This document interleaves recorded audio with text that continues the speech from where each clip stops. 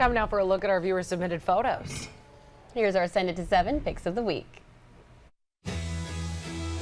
Send It to 7 Pics of the Week, sponsored by Foy Agency. Did you notice the full buck moon? Sarah Ellen Smith did on Grindstone Island. On the flip side, here's a pretty sunshine shot with a dandelion, courtesy of Sarah Thies. Travis Feistamel captured the sun setting in Cape Vincent over the many windmills. And Michael Davenport at St. Regis Falls had a scenic shot to share.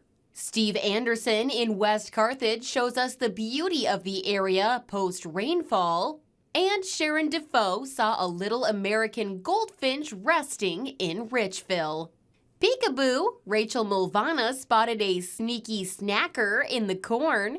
And finally, Tammy Issa gave this little grasshopper a spot to cool down on these hot summer days. Thank you all for sending it to 7.